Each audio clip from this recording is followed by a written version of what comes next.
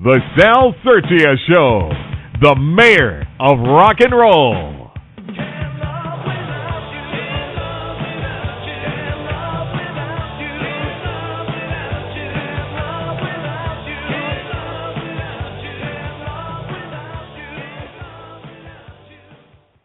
Hey, folks in internet radio land. Sal Sirchia here. Once again, this is show number 9. And the weeks just seem to be flying by, man, because it feels like I did this again yesterday.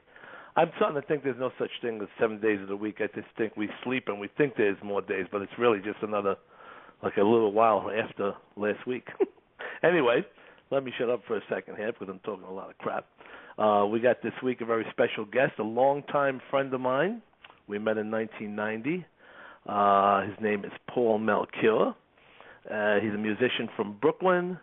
In New York, his main instruments are guitar and bass, but he also sings on all his original songs and plays some piano as well. He started his career playing many clubs on the East Coast. His band resume includes New York-based bands N.F.N, Hostage, Crystal Eyes.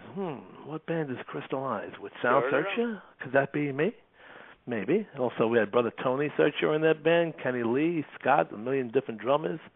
Also, he was in Kenny Lee's Axxe, which was an incredible, great guitar instrumental songs. They played all over the place as well.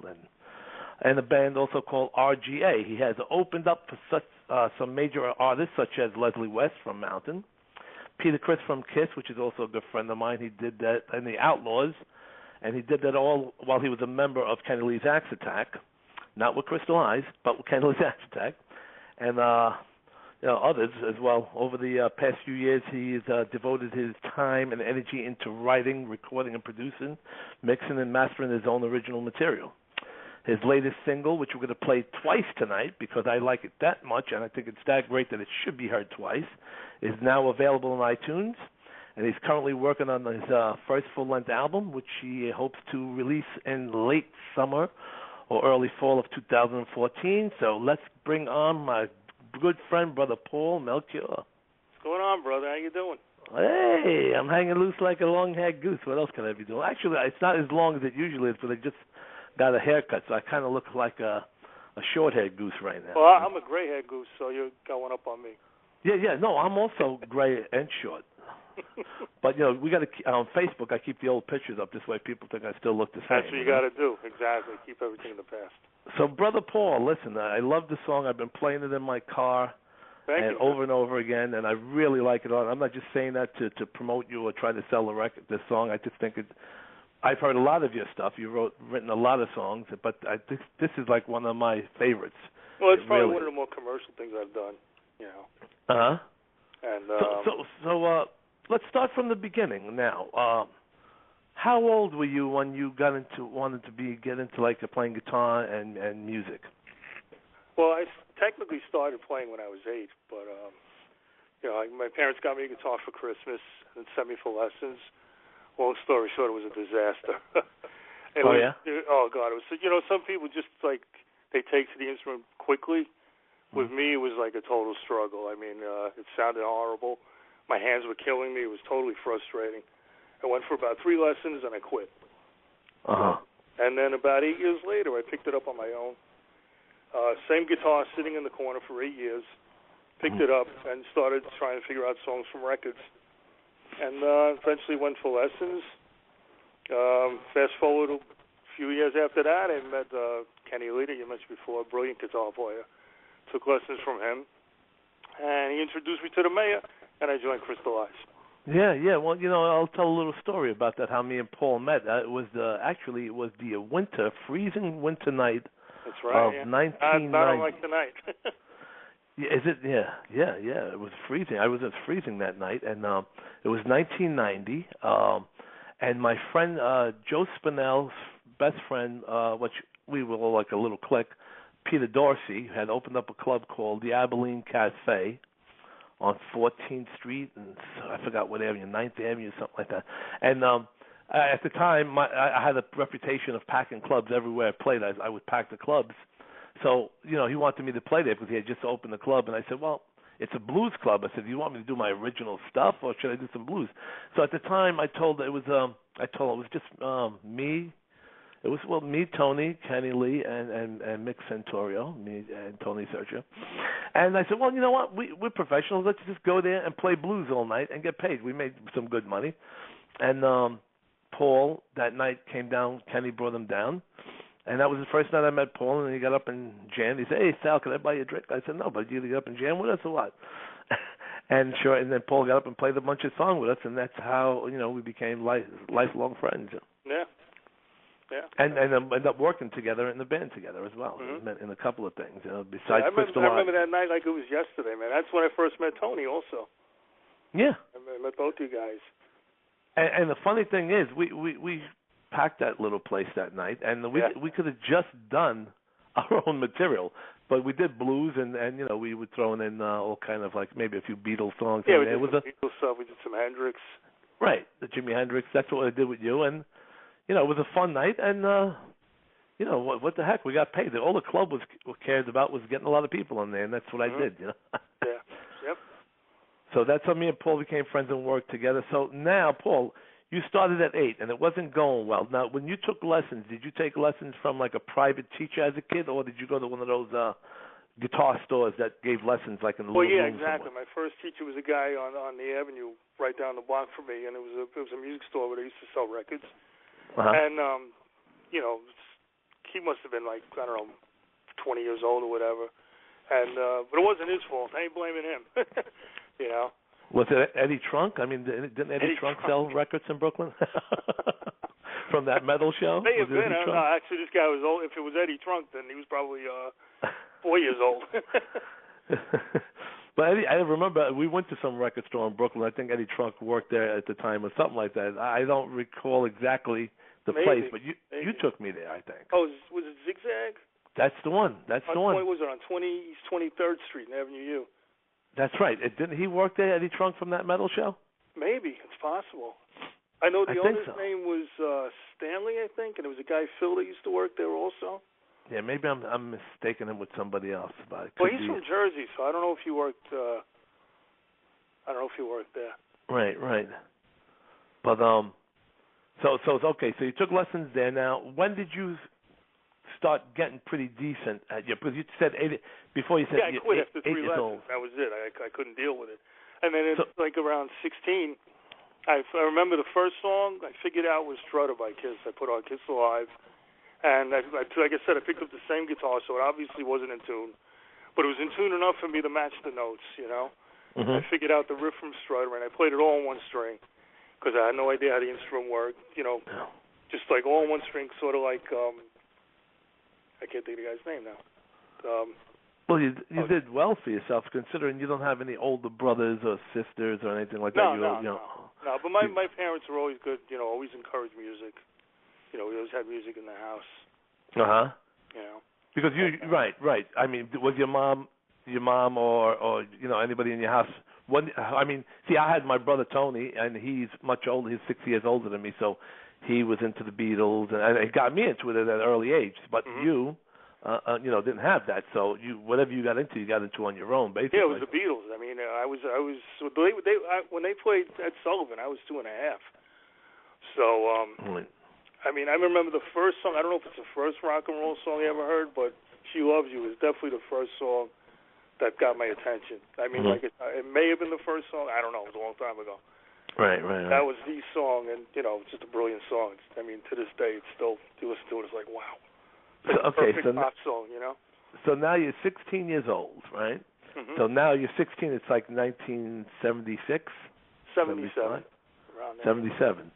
Okay, so now's the time. There's all the bands like Led Zeppelin are around, and the Who. And I mean, they've been around forever, but this is probably what you get into a little more. Well, at that time, I was a Kiss freak. Ah. I was like a total Kiss freak. When I was in my early teens, that's the band that it's funny. I went backwards. I mean, not to take anything away from Kiss, they're a great band, but musically, you're not going to compare them to Zeppelin and the Who. I mean, let's be honest. Right. Well, the thing is with Kiss. I mean, Kiss is the thing with them is there was such a Kiss in a lot of ways had the same kind of fame as almost like the Beatles because of they were the gimmick. I mean the makeup thing. Right. They exactly. became a product of being able to make dolls and yeah. I mean, Gene Simmons is brilliant when it comes to that kind of stuff. Yeah, and they had great songs. I mean, I like this the song, as well. Well, yeah. I mean, stage show or not, if people didn't like the songs, they wouldn't buy the albums. That's the bottom line. Yeah, of course. No matter what, they had it all. I mean, let's put it this way: they had the gimmick with the makeup, they had great songs, and have attitude, and they wanted to make it. And with doing all that, nothing could stand in your way. Right. Especially at that time. I mean, Kiss was getting turned down everywhere. They were playing, all over the place, and they ended up getting signed on Casablanca Records. Right, exactly. Which at Casablanca back in those days was kind of like a disco label. Anyway. Right. But Kiss was the first band that they made that label. Mhm. And then I don't know if you remember, there was a band called Angel. Sure, love them. Yeah, they were they were supposed to be like the Beatles, Stones type thing. Like Kiss was like the bad, wearing black, the bad boys, and Angel wore all white. Mhm. So it was like a yin and yang type thing. So okay, now who you as a guitar player and you were into Kiss, who would you say you were trying to be more like Ace Frehley or Paul Stanley on the guitar? Well, I always liked Paul Stanley better, but it's funny. I mean, go back a few years. Like the first rock album that I ever bought on my own was Deep Purple, made in Japan. Wow, that's and it fantastic. came out. That's a great album. Oh, I love it. Yeah. So and then that was the first album that I bought on my own, and I listened to it over and over, And again, it's 72, so I wasn't playing yet. And soon after that, my friend Sebi Ventura, one of my best friends, I live in his house pretty much. And Brother Seb. Yeah, there you go. Of course. Yeah. His brother put on Black Sabbath, Bloody Sabbath. And I was might even be listening. away. Brother Seb, get stuff in the Bison. How you doing over there? Maybe he's tuned in. He'd like to hear that, Yeah. Yeah. So his brother put on Black Sabbath, Bloody Sabbath by Black Sabbath. And I was blown away. I was like, oh my God, this is freaking amazing. And then like I said, the first thing I figured out was Kiss, but then I went back to Sabbath, and I started trying to figure out Sabbath songs. The thing that's great about those early Sabbath albums is the way they're recorded. It's very, very raw. It's just it's guitar, bass, minimal overdubs. So it's very easy to pick out the guitar parts. Yes, that's true. I mean, a lot of those bands, a lot of times in the old days, they used to do things, one shot, one take. Well, their first album was recorded in 12 hours. They were on their way to a gig. They went to the studio, knocked it out, and went to the gig. Yeah, it's probably a lot of it. I bet you is basically live, just recording on tape in the studio. Yeah, and then Tony Iommi came back and did the guitar overdubs. I mean, if you listen to that album, it's tons of guitar on that first album. It's a great album. Wait, you think about it, bands like Black Sabbath. What year did Black Sabbath come out exactly? You remember? 1970. Okay, so first album came out Friday the 13th. I think it was February 13th, 1970, which was Friday the 13th.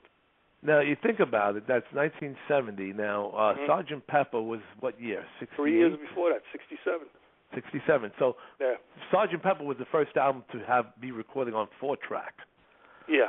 Before Sgt. Pepper, everybody just recorded straight and hoped they got it right.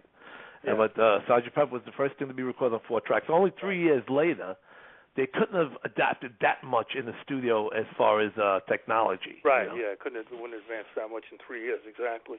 So maybe they had 8-track. Who knows? Yeah, probably at that time. But the funny thing is, Sgt. Pepper was recorded on 4-track, but it was recorded on multi-4-track machines. They record something and then fly it and bounce it onto the other machine. So technically, people think that album was recorded on 4 tracks. It really wasn't. Oh, no, they bounced them, exactly. Yeah, exactly. Yeah, you bounce them. I was doing that with the little 4-track cassette player as well. You fly in the tracks from the other machine onto, your initial machine. Right. For those people out there who maybe want to record and don't know about that, all you got to do is record the drums, the bass, and guitar on 3 tracks, and then bounce them all back to track 1, and then you have those other tracks all free again. Exactly. We're just giving it away, huh? People are like, man, I don't need a 16-track studio. Yeah. Then again, these days with computers, you don't need a studio at all. Exactly. Yeah, that's how I do all my recording now. People are recording albums on their iPad or on the phone while they're on the train. I know. It's unbelievable. Okay, so now, what was your first? Now, your first band was said before N.F.N, right? Okay. Oh boy. See, now this is where I get confused because all those early bands were a blur. I know the bands, but I can't remember which band I was in when. And you weren't even doing drugs. That's the great part about it. Hey, could you imagine? I wouldn't be able to talk to you right now. If you were doing drugs, you wouldn't need. You kidding me? So, okay, how far back do you remember of a band that you were before being with me and Kenny Lee and all that? Well, all right, N.F.N, I'm going to consider that. Well, actually, the first time I played with some guys was this guy I know, Joe Pomadio. Mm-hmm. He knew this bass player and this drummer.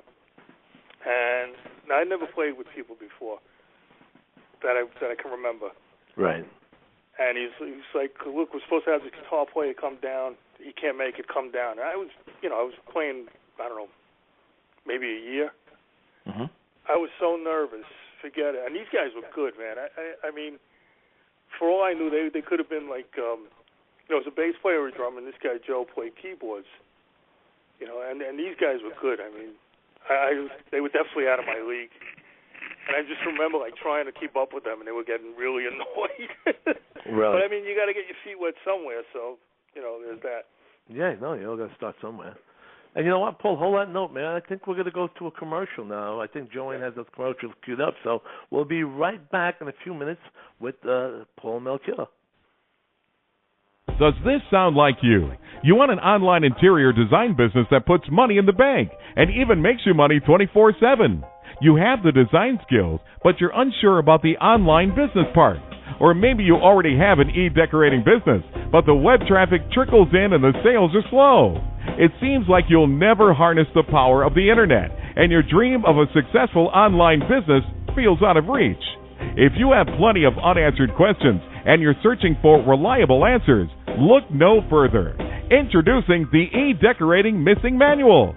This is a step-by-step proven plan to create a thriving online interior decorating business. It includes digital learning materials, from an info-packed PDF manual to instructional videos. Get it today at mupplebee.com. That's www.mupplebee.com. Here is a well-documented fact. Humans spend approximately 33% of life in bed. That's a good reason to consider bringing your bed into the 21st century with Function All Linens.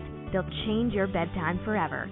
Designed for every kind of bedtime you can imagine, these fun and functional bed sheets have his and her side pockets that hold pretty much everything but the kitchen sink.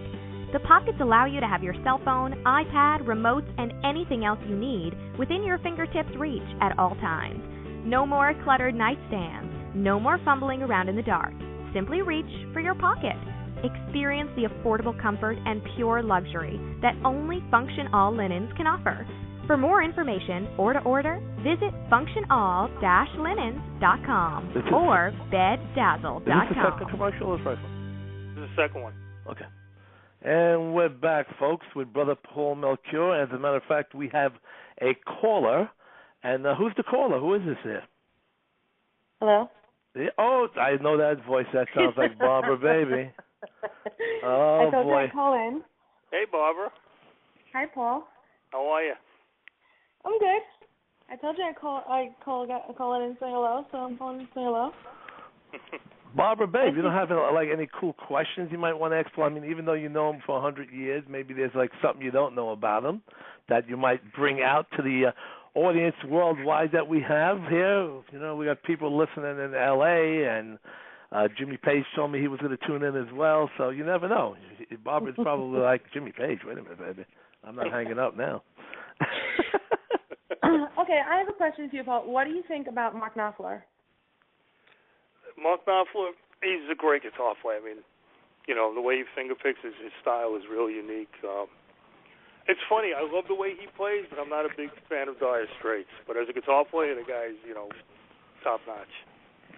He gave lessons to a lot of people. I know Brian Setzer from the Stray Cats took lessons from him, believe it or not. Really? I didn't know that. Yeah, no, he taught a lot of rock stars a lot of techniques on guitar. I know a few more. I can't remember who else it was, but I remember hearing that a lot of people were taking lessons from him. Because I love him, I think, but all the guitar players I know don't really think too much of him.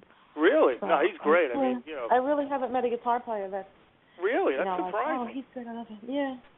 No, they all he's go great. for the big ones. Like I said, I'm not a big Dire Straits fan, but I always respected him as a guitar player. I love him. Yeah, no, Okay. he's really good. Come on, you gotta have to have another question besides that. You gotta ask him something like really, like last time we all ate at the restaurant, like if he enjoyed the baked ziti we had, something like that. Yeah, it was like a party. Stay away from that. I think it was overcooked, actually. From the private hangouts, because I don't want to get in trouble with anything. Oh, we're not allowed to say where we hang out. We might get a mob of people show up and mob us for autographs. Right? They might all show up. Like we usually do. They say, "Oh, Barbara, is this the famous Barbara?" I don't know. And Anthony Palladino. We got to get Anthony Palladino to call in, man, because you guys worked on some music together as well. Yeah. Yeah. Yeah. Barbara, you could stay on the line if you want. If you got any more ideas in your head of anything you want to ask, just jump right in, baby. Okay. Because this is the Sal Sirchia show. Anything goes. Anything goes. There you go. No holds barred. Anything goes, baby. We don't have to sound like, Howard Stern. Come on, guys. Give me a break. I've been doing this for years. You have. That's it. Barbara has been doing this for years. That's Barbara's tagline. You know that, right? That is my tagline. That's I've been right. doing this for years. Doing this for years, yeah. All right, well, it's good to talk to you guys or hear you on the radio. You too. You're going to stay tuned. Stay tuned, Barbara. Hang loose like a long-haired goose. Or just make sure you keep listening. Because, well. We might have, some exciting stuff happening here. Okay. All right, so we got to get together one night, so. Sounds good. Sounds like definitely good to me. I'm ready. Yep. Take care, Take care, guys. Okay. Take care. All right, Bob. Thanks for calling. You're the best. Thank you. No, thank you, man. So, Brother Paulie. Yep. Now, where did we leave off there before the commercial time? We were talking about that you were playing with that band and you aggravating them because because I couldn't suck. keep up. So, what year was that now? Wow, you're really making me rack my brain. So I'm going to say 78. Okay. So you were about 17, 18. All right. 17, 16, around 17. So then after that was this with the band Hostage that you were doing? No. Hostage came later. So later. So Hostage came what year now? 80, 81. Okay. Yeah, that was what happened to that band N.F.N. That's not the official name of the band, N.F.N. I just called it that. Oh, okay. Okay. You got to make something up. If you can't remember what it was, might as well make something up. What the hell? Yeah, I mean, like I said, I love busting your chops. Yeah, N.F.N. stood for no fucking name. Oh boy. Well, I'm glad you told me because I wouldn't even realize that. See, there you go. It sounded like some kind of a space thing to me, like. Yeah. So, Hostage. Now you're in Hostage. Were you in that band for a long time, Hostage? No, a very short time. But it was my first gig. My first paying gig was at Max's Kansas City. Oh, that's good. You can't get better than that. I mean, that's where Aerosmith played. Talking Heads, all those bands. Right. Springsteen played there. And then you ended up with Crystallize. Mm-hmm. This is like how many years later? I mean, I met you in 1990. Like I said, there was so many bands, but they're all a blur. I can't remember chronologically what came when. I mean, there was a guy that lived down the block. His name was Guy something. This was a cover band. I played with him. I played with some kids from high school. And N.F.N. was like two of my best friends. Tony Santapietro was a bass player, and Phil Procopio, the drummer. Mm-hmm. And then after Tony Santapietro left, we got Paulie Diola play bass. Both of them are great bass players. Sound like a bunch of paisans. Oh yeah. Yeah. All those last names, I was ready to all those vowels flying around. Start singing the Tarantella over there. Was this we actually did the Tarantella. At least the Crystallize, we mixed it up a little bit. We had we had some a couple of Jewish guys in there, some Limeys, some Spanish guys, a couple of Paisans. Well, me and Brother Tone are Paisans, and then Paulie was Paisan, Kenny was a Limey, and Scott was Jewish, right? I believe so, yeah. And Mick Santorio is like Spanish. And before that, we had a couple other Paisans in the old days, Mm-hmm. And we did play the Tarantella whenever we got hired to play at parties. There you go. Yes, we did. So now, so after Hostage, I guess you didn't get in any bands for a long time after that, because I met you in 1990, so you weren't in any bands from the Hostage days up to then, huh? Well, again, back to N.F.N. I mean, I played with those guys most of my life. It's funny, we could never find a singer. Wow. We would, write songs. We'd have singers come down, but we could never find a singer. And what happened was the band Hostage was that me and the two other guys from N.F.N. were Hostage. Like the way Axxe was part of Crystallize, like three of the guys in Axxe were Crystallize. Mm-hmm. Three of the guys, including myself from N.F.N., were part of Hostage. It was me, the bass player Tony, the drummer Phil, and joining the other guitar player, this guy Mike Leone, and the singer Flocino. It was their band. Right. So that's how Hostage developed. Right. So that sounds good. Because, as I know you all these years, and doing the radio show with you, I'm learning stuff that I never knew about you. Because all the stuff you're telling me, I never heard this before. Yeah, right. That's never true. Talked about never really discussed it. As far as I'm concerned, you were born in 1990, but that's when I met you. I wish. It's just like when you're born and you see your grandmother. You never think of your grandmother as being a young person. Right. You, as far as you know, she was born old. Yeah. And then somebody pulls out a picture always... of her when she was 20 years old. No, it can't be. Yeah, right. Grandma was young. Yeah, really. Can't be. So now you played with us for like. A couple of years. You joined Crystallize, right? We had a great time doing that, I'm sure. Oh, yeah, we were the house band of the China Club. That's right. We were the third highest drawing band in New York City in those days. I think the first highest drawing band was called La Bamba and the Hubcaps. Oh, okay. You remember that? And I forgot who was number two. But and then you were doing the Kenny Lee's Axxe. Tell everybody out there your experience with because you're a guitar player. Well, yeah, first. The way I met Kenny was I took lessons from. Like I said, the guy's a monster guitar player, brilliant musician. Oh yeah, you can't take that away from him. That's for sure. Yeah. Jeez. And now maybe you can answer this. Like again, like I said, I get everything mixed up. Was I in Crystallize before the Axxe or after? Do you remember? Do you know what? Man, I'm not even sure. Yeah, I don't remember. I think maybe you were in Crystallize first, and then maybe I'm wrong. Maybe the Axxe. I'm not even sure. Yeah, I can't remember. Yeah. But I had played guitar for all those years before that, and that was the first time I played bass. I played bass in the Axxe. Well, that's the cool thing about you. There's a lot of people out there who are guitar players, and Kenny was the same way like you. He would, he'd play bass for somebody, or my brother Tony was the same way. Right, you get a lot of guitar players like, no, I'm the guitar player. I'm not playing. But you know what I figure? I figure if it's good enough for Paul McCartney and Jimmy Page, it's good enough for me. There you go, baby. Now you're talking. That's right. When Jimmy Page joined the Yardbirds, he was a bass player. Right, exactly. Yeah, and you got to do, that's the sign of a great musician. He'll just do whatever it takes to do the right thing and get whatever's supposed to be done. You're only a beginner and a kid when you say, "Oh, I'm a guitar player. I'm not going to play bass for that band." Ooh. Yeah. But Kathy Valentine. You have I hate to interrupt, but you have someone holding and you have someone after that. So they're calling in like one. crazy. Paul, you're like super popular over here. I haven't had so many calling since the beginning of my show. Let's bring one on. Who do we got? Hello? Yeah. Hi. Who's this? This is Paulie Dioli. Hey, Mano, Paul, your fans are all calling tonight. There he is. What's up, man? How you doing, Paulie? Hi, Sal. How are you, brother? All right, man. What's going on, guys? Well, I got to get the record straight here before we even start talking, Paul. I got to let everybody know, all the Facebook people that seen the picture of me and Eric Roberts from 1987 all the way to 2007 where he's holding his finger to my head. That picture was made by the man, Paulie, who just called in. Yeah, that was pretty cool. I had fun working on that. Now we got to do another one for 2014. So yeah, Paul, do I'm your ready thing, to man. go back. When was the last time anybody heard from Eric at all? I don't know. That was the last I'd seen him. Yeah.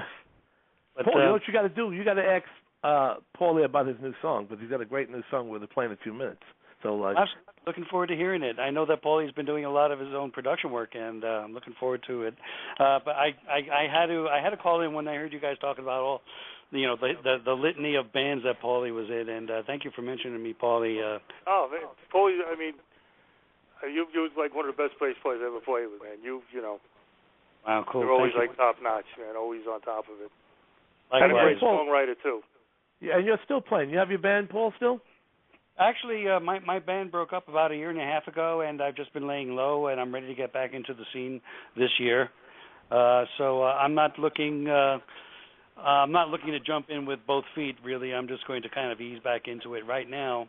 My wife got me a electronic drum kit for Christmas. Mm-hmm. So I've been keeping my timing sharp on that, and just a word of advice to anybody who ever bought electronic drums: void your warranty immediately. Make any modification you want to; they are a blast. Cool. But so yeah, Paulie, I love your work, man, and I love your guitar playing, and your production work these days is pretty fantastic. I'm looking forward to hearing the song. So yeah, feel free. Thank you, man. Yeah, man. So what do you think? Should we play this song? I mean, I know we got another call, but if everybody could just hang out a bit, don't go nowhere. Paul, you could stay on the line as well, too, and join the party right after the song. So what do you say? You guys want to hear the song? I think that would be a good idea. What do you think? Sounds good to me. All right, Joanne, baby, my Joanne, cue it up. You got it. Here we go.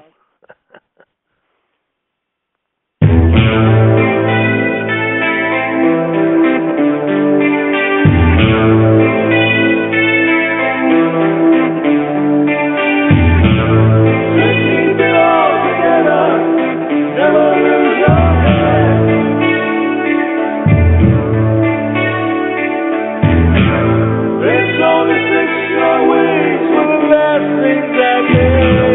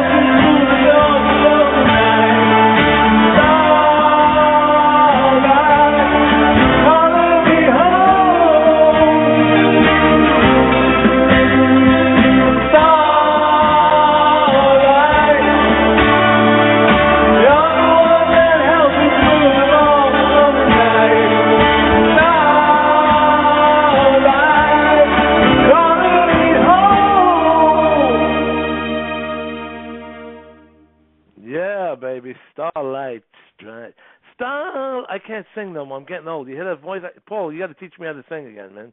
Teach you? I think it's the other way around. No, you know, I just couldn't hit that high note right now. But I've had a cold all week. But we got another caller besides Paul. Another Paul called Paul. All your friends are named Paul. Let's bring on this other Paul. I don't even know who this is. Yeah, I thought you guys were going to be making love all night. It's about time you play some music. Oh, it's Paul the Limey from Florida. Yeah, oh, Jesus Christ. What's up, Paul? How are you? Listen, dynamite tune. Thank you. Appreciate it. More than welcome. Paulie, hey, Paul, you know, we're going to have a show next week, and the Paul who just called in is going to be my next guest next week. And, I'll be listening. That's great. Yeah, man, he's got a lot of great tunes he wrote as well, and he's got this cool thing that's all over YouTube called The Devil's Diary. I've seen that. It's really good, yeah. And it's really funny stuff. I mean, you know, it's just got to get, you know, a lot of people have heard about it, but if we could get it known worldwide, you know, by pushing it. It's all about, you know, everything, the music, movies, promotion. And it's all about promotion. pushing. Yep. Paulie, man, ask Paulie a few more questions there. Let's all listen, I Pauls. wanted to call because I wanted to make sure that you guys were going to play some tunes because you were carrying on too long. I thought you guys were getting ready to make love. I didn't know what was going on, so I had to hear some tunes there. And what a dynamite tune. I'm really glad I got to hear that. Oh, thank you, man. I appreciate it. Oh, more than welcome, man. I hope you're going to play some more. Well, actually, go ahead, Paul. I'm sorry. Oh, you got it. Well, that's the only song I have right now up on iTunes. Hopefully, I'll be putting out a full album on iTunes. I look forward to it. In early fall. Thank you. No, we're going to play it again, though, at the end of the show. I'm going to go out with that song again because, you know, I believe in heavy promoting. I mean, you know, VH1, they play the same video every 20 minutes, and people are like, well, why are you playing the same Britney Spears song over and over again? Because that's the way you promote. Play it over and over. And heavy rotation. Heavy rotation, man. You know, if you didn't hear it, if it didn't grab you the first time, it'll grab you the second or third. You know, so not every song in the world grabs you the first time. Some of my favorite songs. I mean, it took me a while to get used to them. Yeah, even if your own songs, right? Yeah. It's funny because even this song, when I first started writing it, I hated it. I really didn't like it. I was like, what the hell am I doing? Because I you know, I mean, I started out. What happened was with this song, I had like a major writer's block. Mm-hmm. And I always try and do like unusual key changes and chord changes, and it just wasn't working. It sounded like crap.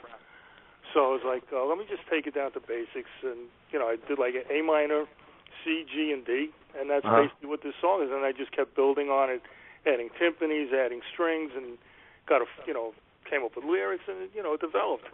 But when I first started writing it, I hated it.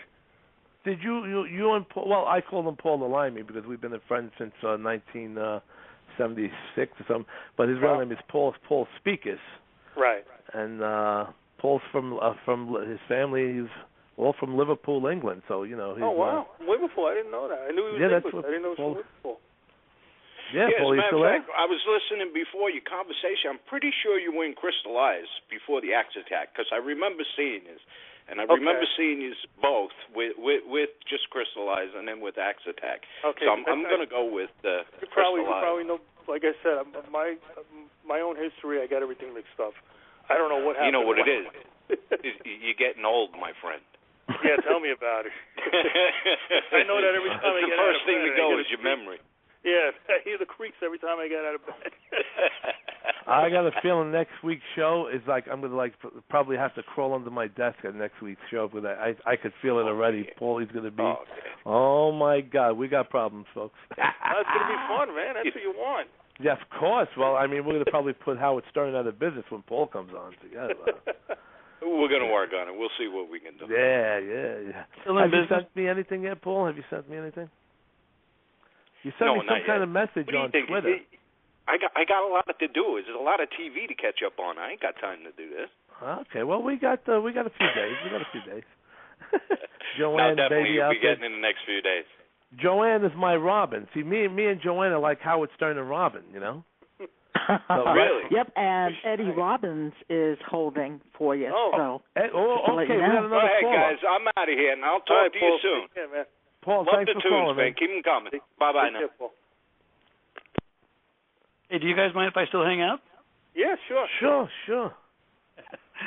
Paulie, I love the song. Very Thanks, heavy man. influence. You know, Paulie, this is getting like that Monty Python thing where everybody's name is Bruce. I was waiting. I said to myself, well, we got Paul Melchior, then we got Paul. The other two Pauls. I'll wait for Paul McCartney to call in too. There you go. I think he's at the Grammys tonight. I don't know if that's going to happen. Oh yeah. Well, I figured if he heard this show, well, you know, we might have, you know, well, might have broken you to got the Eddie airwaves. over there? You got Eddie there? Yeah, Eddie, go ahead, man. How you doing, brother? Hello, love. This is Paul McCartney. Hey, Paulie. Before I started, Eddie wrote lyrics to two of my songs, and he did like an amazing job. This guy is like a monster wordsmith. I mean, I see my ego's too big. I should let him write the lyrics to all my songs. My ego's too big. But once I run out of ideas, I'm going to utilize him a little more. So Eddie, man, what's going on? I didn't even know you had the show until the other day, and I said I got to call in, support you in the show, and of course, been friends with Paul for now. Geez, what is it, like 35 years or so? Or since high school. Yeah. Geez, I mean, we've been through it all. I mean, and from the music perspective, I've seen the ups and downs and everything that he's, all the hard work he puts in, and I'm, fortunate enough that oftentimes I get to see the work in progress, and it's just, to me, who's not involved with music on a daily basis, just it's so interesting, to see the process as he's putting these songs together and then hearing the final product, which I got to tell you is phenomenal. Thanks, man. Appreciate it. Yeah, you've gotten better and better all the time. I mean, I heard a lot of your stuff, and you always wrote good stuff, but this one, I really like a lot. Well, I thought you liked production and everything. Thanks, man. I appreciate it. I tried to get the strings and everything going on. It was like rich production, like Phil Spector and Queen and stuff like that. And I love songs with a lot of strings. That's like a plus to me, Well, you know something about Paul. Knowing him as personally as I do, I think the thing that people hear a song you played, and to them it's just a song. But knowing Paul personally, these are songs that are really from the heart, from experience, so that they mean something to him. And when you hear the final production, and like you said, strings or whatever, this is a man who will not compromise for anything. I mean, if he's got a thought or a sound or something in his mind, he's not going to compromise that for anything, whether it be money, fame, fortune, anything of that nature. So, you talk about just a person with just amazing character. I mean, just you couldn't find anyone with better character than Paul. Ah, damn, Paul, you might be the new mayor of rock and roll after tonight, brother. That is only one mayor. This is true. See, that's what I love about you. You sure do know your stuff. I haven't seen you, Sal, since probably Paul's barbecue in his backyard. Oh, boy, we don't want to get into that. I'm the only one who was able to drive home without a flat tire. Without a flat tire. Jesus. Yeah. I got to the party late. Everybody who got there early was, blessed with a flat tire, because I guess these kind of things happen. I guess I don't know. Kids like to play, right? Oh, they're having a good. Let's having a good time back or here. Let's mentally give them flat. unstable neighbor, either one. Hey, that's Brooklyn, man. I mean, I was in Brooklyn. I grew up in Brooklyn, East New York, and my friends, you love to break car windows and break antennas off the brand new cars. And I'm like, oh, I was the only one. I'd be like, what did you do that for? Yeah, I know. So that's Brooklyn. I've grown up in Brooklyn, and we like to. They like to. It's not everybody. It's just it's a kid thing. Happens everywhere, really. Yeah. Well, Paul, you're also there still, right? I'm still hanging in there, listening. Yeah. That's continuing along the lines that Eddie was talking about. Paulie. What really strikes me about just about everybody I knew growing up, and when you started mentioning the early days, I mean, Paulie, my earliest memories were when we were at like Aviation Studios. Yeah. And you and me and Phil were trying to put something together. And I actually worked first in a band called Galaxy in the late 70s, which was a disco band. So I think just after that's when I first met you, right? Yeah. I think it was right after Galaxy. Yeah. And a disco band. A disco band, a cover band. I love disco, man. I mean, everybody used to say they hate disco. I love disco. A lot of disco has great melodies in their songs. There's no doubt about that, And for Saturday night, I was talking to Alice Cooper at the Chiller convention, and he even said, Saturday Night Fever was probably the best album ever recorded. Yeah, it's the truth. I mean, was even you still Alice drinking Cooper when he said that? Yeah, Alice Cooper said that. I think Saturday Night Fever, and he started laughing like crazy. He goes, I know everybody's going to kill me for this, but I think Saturday Night Fever was one of the best albums ever recorded. He starts laughing. I was there with Tom Savini. Tom Savini, worked with Alice Cooper, and I would with him in the back room. They were hanging out talking. I was talking a little bit, and he cracked me up. He started laughing. Yeah. So, and me and Paul are like great imitators of John Travolta and Saturday Night Fever, right, Paulie? Yep. I'm not doing it. Paulie, me and Paulie always say, I work a long time in my hair, and he hit it. He hit my hair. He hits my hair. Is that? I work in my hair a long time, right? And he hit my hair. Hit my hair. And then the father says, "Take care of his hair, will you?" One pork chop. Hey, Frank. It's disgusting, right? And we just watch the hair. I work a long time on my hair. That's funny about that scene. But I'm good friends with Nick Loren, and we talk all the time. Nick Loren is John Travolta's stunt double. Oh, really? Yeah, Nick Loren. He's on Facebook, and he has his own TV show, and he's also in a lot of John Travolta's movies. And me and him go back and forth. We do a lot of that, lines from John Travolta's movies, Grease and Saturday Night Fever. Ever pissed with that, That's why you ever notice me putting those pictures of myself doing the pose, like when he has the white suit on from the album cover? Yeah, I've seen those, yep. I put those up for him all the time because he cracks up. So let's get back to Paulie here. Guys, go ahead, have a ball. Oh, all right.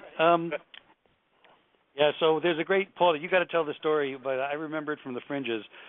When you, me, and Phil first talked about getting together and putting something together, I said, well, what are you guys interested in doing?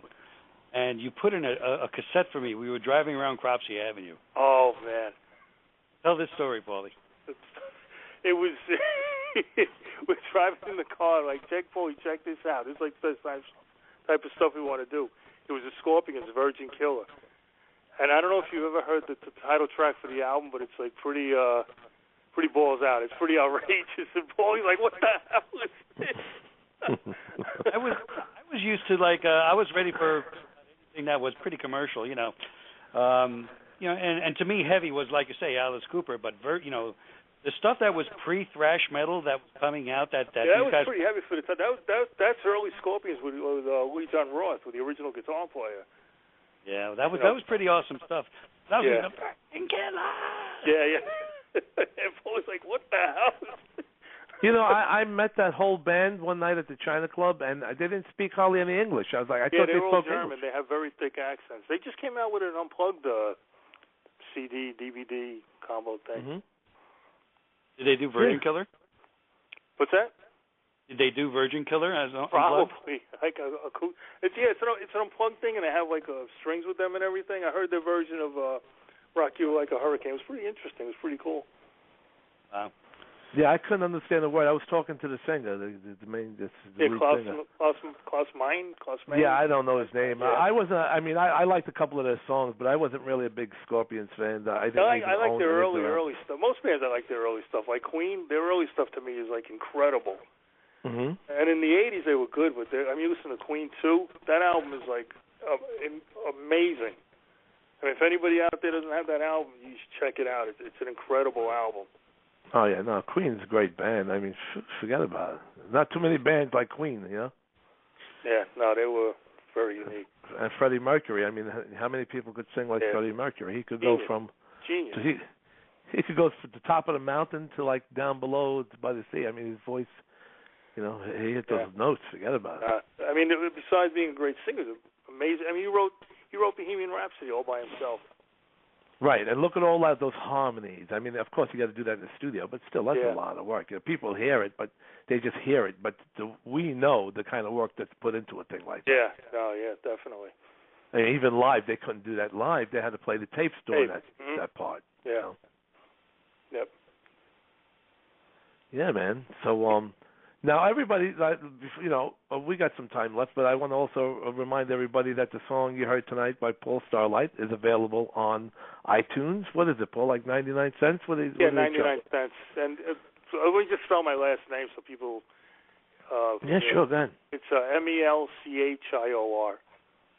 Yeah, it's Paul Melchior. And the song is Starlight. I can go to iTunes.com and just click on that. Yeah, I think it's also on Spotify and there's something else. I can't remember what the other one is. Now, Paul has, for those of you that know, Paul has written a lot more songs. He just decided to promote this one because... Yeah, this is the most commercial. I mean, and this one's up on iTunes available to buy, so he didn't really want to play any other song and then say somebody might want to buy it. It's not available, so that, so why do it that way? So might as well play the one that's available to buy. And these days, people have this crazy idea that music is supposed to be for free because people download music all over the place. But the reality is, it is still, people are working hard, so they should really deserve to make a few bucks or a living writing songs like we used to do. I'm sorry, Sal, 1 second. Paul, are you still there? Yeah, I'm still here, yeah. How you feeling, by the way? I forgot to ask you. You all right? Oh, yeah. I just, for everybody who doesn't know, I just had a procedure done, so I'm kind of resting up. No, thank you very much. I'm doing fine. I just thought of it now. My brain is shot, man. I'm sorry. By the way, Paul Speaker said, it's called the old age, man. We're all shot. Yep. Oh, yeah, we're totally there. But again, I know very, very few musicians who I knew when I was 30 or 40 who's not doing it today. Everybody now in their 50s and approaching 60, we're all still doing it. Mm-hmm. It's really a wonderful thing because you bring that level of musical knowledge to an audience today that may not be hearing it. And like you say, they may not be used to paying for music, but services like Spotify and services, like all the other ones that are actually consolidating right now. There are a few of them out there, and there's sort of like some corporate wrangling going on. But this is going to be a monster way to present music going forward, and it's going to be really democratic because people don't have to compromise like Paulie. He can get his work out there. Mm-hmm. Right, exactly. You don't have to, bow to record companies and say we need a single, we need a hit. You just put it out there, and if someone likes it, they'll buy it. If they don't, they ignore it. But at least it's out there. Now, like my friend Dave Novick, who was an A&R man for like 30 years and signed some of the biggest names in the music business. He was on my third show. He even said it's an amazing, great time to make music, but not an amazing time to make money. Right, it's true. Yeah, that's putting it perfectly. It is. I mean, he knows. I mean, he was, A&R man for 30 years, and he told me that because of the way new things are today, that 10 years ago, there was 2,000 A&R men working for record companies. Today, there's only 50 left. Wow. That's the truth. I might be even less than that now because of the whole world of the Internet. People are just selling their own music on the iTunes and, years ago, everybody depended on a label to put them out. Hopefully we'll get a record deal and we'll have our songs out and a record out. Now, this whole world of the Internet, it's like anybody could just be home, write a song, put it up, and hope it catches. You know? I mean, I even had my album up for a year. Yeah. And I sold a couple of them, not much, but I made my money back at least. Right? So I made my money back a little bit over. And, it was still nice to see somebody in Italy bought the album. A couple of other people bought it. Some people on Facebook said they bought it. So that was kind of cool. Yeah, Lisa Leone, who I could have just gave her a copy, even bought Time Is Moving. And she said she was going to call tonight, but she chickened out. She's probably listening to say, Sal, you bum. Yeah, baby, yeah. So it's 9:53. We got a little time. I'm gonna around 9:55 in about 2 minutes. I think we'll go, or maybe 3 minutes. We'll go out with the song because I want everybody to hear the song again. So the show goes out with the song stuck in your head, and maybe you'll like it so much and go on iTunes and invest 99 cents, man. If you want, I'll give you a penny. Make it $1. I appreciate it, Sal. Thank you. Yeah, come on, folks. So go ahead. I'm sorry, guys. Chat a little bit there. I'll keep my eye on the clock, okay? Oh, okay. No, I think that Paulie, you said you were on Spotify as well. I believe so. Yeah. Okay, I'm going to check it out there. Yeah, it's a new way of delivering music. Keep up the good work. Just keep writing. Don't get frustrated. Yeah, that's I mean, I got tons of stuff. I got like so many riffs and ideas and stuff. I just got to put them together. Oh yeah, sure. And you're doing wonderful arrangement work. That piece is really well done. Thank you, man. I appreciate it. Yeah, and your singing has gotten much better, Paul, too. I mean, Paul, you sang, but you're not a singer in a band. I'm sorry. Right. I'm sorry. No, I'm saying you're a great guitar player, bass player. You sing, but you were not a singer like playing in a band as just a lead singer. You never did it that way. So for you to go on your own originals and do the singing is a plus because that's not your first thing. Right. You know what I mean? I mean, I'm not gonna think of lying if I say I don't have a great voice, but I get the job done. That's right. No. I mean, you can tell by my speaking voice, my range is limited. So I'm not gonna sound like Geddy Lee. Believe me, I don't think even Geddy Lee sounds like Geddy Lee anymore. That's well, true. maybe You're he right. does. I think he sounds more like Kenny Lee, really. All right, man. So we got 4 minutes. How about we say thank you to everybody, Paul, Paulie, the two Paulies, Eddie Baby, and Barbara, and so Paul, you guys could say something real quick together, and then we'll start the song. Sounds good, Sal. Paulie, I love you guys. Keep up the good work, Paulie. You too, Sal. Thank you. Mayor. Yeah. Thanks, man. And make sure you guys tune in and share the Sal Sirchia page, and let's get 1 million likes on the show here. I'm going to put your Facebook page up there. All right. Share it with you, get some more people for you. Where is my Joanne, which is really my Robin, because I am the new Howard Stern, baby. I thought you were going to say you're Batman. I am Batman, and Joanne's Robin. Oh, yeah, gotcha. Good one. All right, Joanne, whenever you want. Well, I'm here, and I guess you're going to wrap it up. It's 9:57. And the song, yes, whenever you're ready, we could go out with the song. Thanks, okay, Sal. wonderful.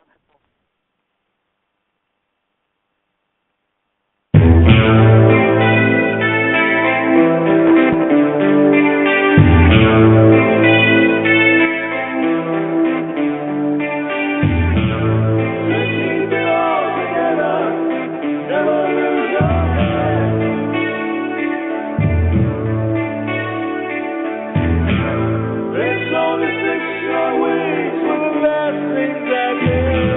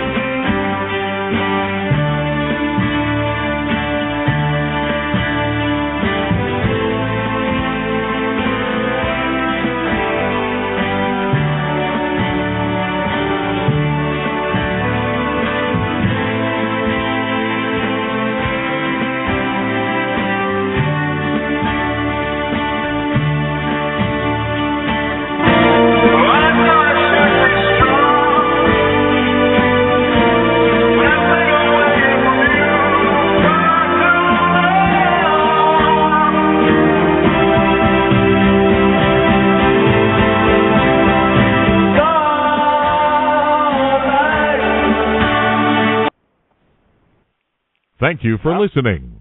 This has been a Mathis Media Hub production.